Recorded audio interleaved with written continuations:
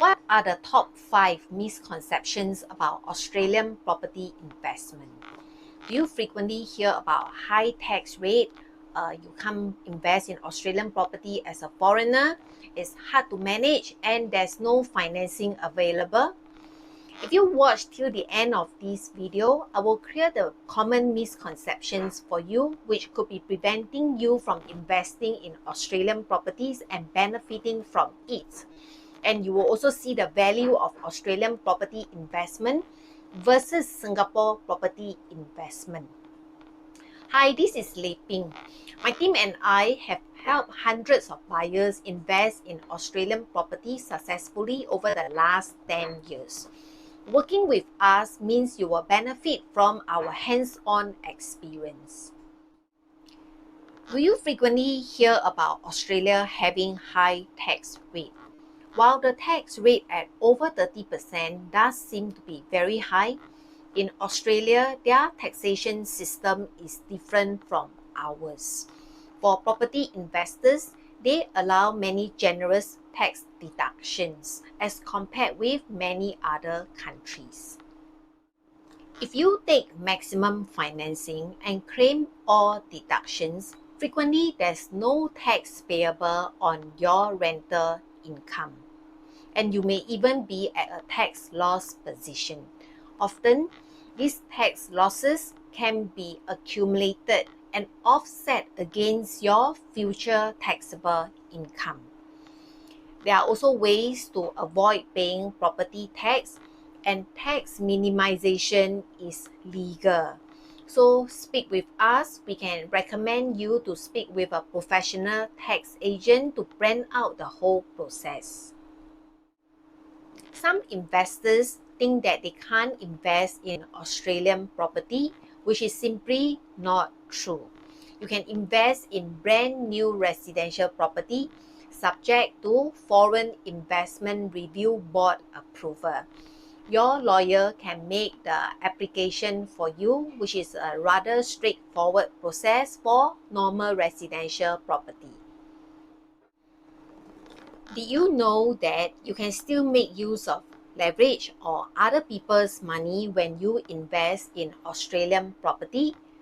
In fact, Singapore banks finance selected Australian properties, and you may have financing options also from Australian lenders. All of these will be subjected to your personal situation. So do contact me to have your borrowing situation assessed. Do you assume that you need to fly to Australia to make a property purchase or manage your property? I would say that about 98% of our buyers invested without visiting the location, and none has to travel there to manage their property.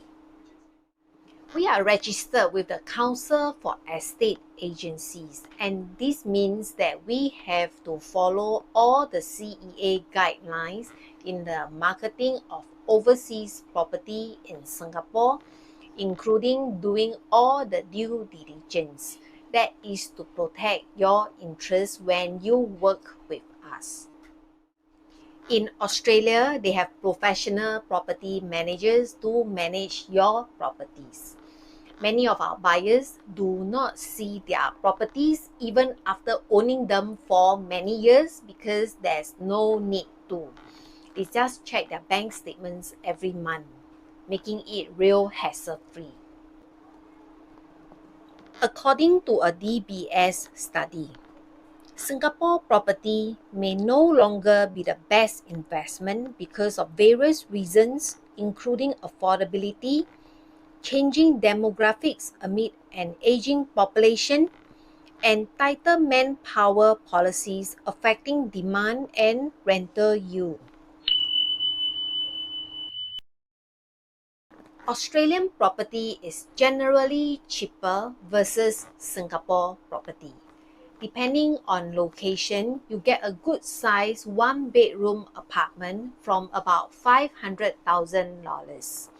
Their rental yield tend to be higher from about 4% per annum, and the property is usually on freehold title. This means lower entry costs on a property that you can hold long term for capital growth, passive income, and as a legacy to pass on to your next generation.